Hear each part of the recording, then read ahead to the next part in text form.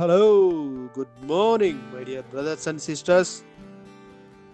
ఈ ఉదయకాల సమయంలో పరిశుద్ధ గ్రంథం నుండి లూకా సువార్త మొదటి అధ్యాయము 14, 15, 16 వచనములను చదువుకొని దేవునిని మహిమపరుద్దాం. అతడు ప్రభు దృష్టికి గొప్పవాడై ద్రాక్షారసమైనను మద్యమైనను త్రాగక తన తల్లి గర్భమున పుట్టినది మొదలుకొని పరిశుద్ధాత్మతో నిండుకొనిన వాడై ఇజ్రాయేలీలలో అనేకులను ప్రభువైన వారి దేవుని వైపునకు త్రిప్పును.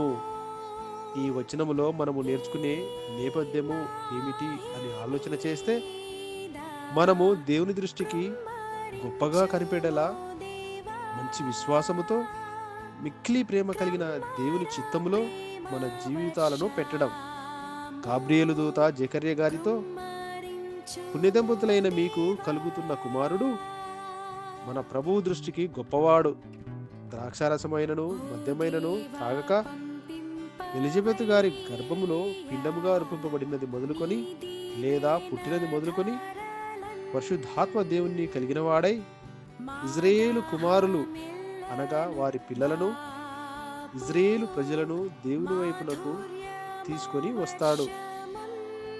ఈ కుమారుడు పరలోకానికి ప్రత్యేకమైన ప్రియుడిగాను భూమికి విశిష్టమైన ఆశీర్వాదంగాను ఉంటాడు.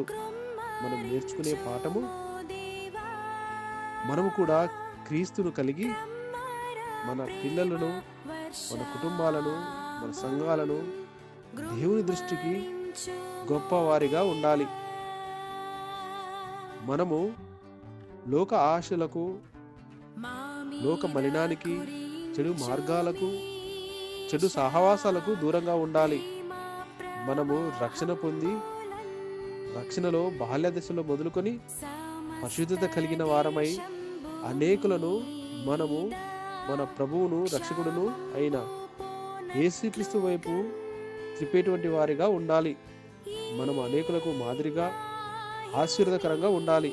ప్రాముఖ్యంగా దేవుని ఎరిగిన వారిని మన చుట్టుప్రక్కల, మన పని దగ్గర, మన కుటుంబాలలో ఎవరైనా అన్యులు ఉండిన యెడల వారి పట్ల బాధ్యత కలిగి మనము వారిని ప్రభు రక్షణలో నడిపించేటువంటి వారిగా ఉండాలి.